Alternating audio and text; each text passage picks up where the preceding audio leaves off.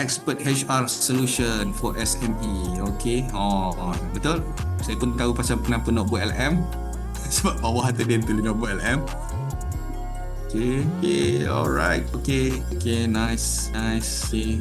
Saya tengok color brand dia ada. Saya tengok hijau, ada biru sikit. There you go. Alright, very good. Cuma kalau kita nak buangkan notebook LM tu, senang aja. Tahu tak macam mana nak buang hujung ni, notebook LM ni? Di bawah ni, kalau nak buang dia senang aja. Pergi uploadkan PDF ni ke dalam Canva.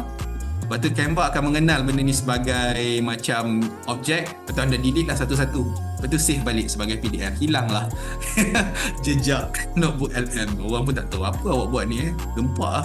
Kan? Itu satu cara untuk nak hilangkan jejak notebook LM. Itu satu tips and trick. Okay. That's why saya perlukan anda amali. Sebab kadang-kadang antara anda boleh dapat tips and trick, dia berlaku bila anda amali kan. Kesilapan berlaku. Sebenarnya silap ni adalah satu benda yang bagus. Antara kita boleh belajar adalah apa cara kita nak counter back. So that's why kalau bila ada assignment, lakukan assignment ni. Okay. Alright. Ada satu lagi lah. Saya ada satu benda lagi tak habis lagi. Sikit. Ini berkaitan dengan gambar. Ni khas-khas untuk ketika nak raya lah.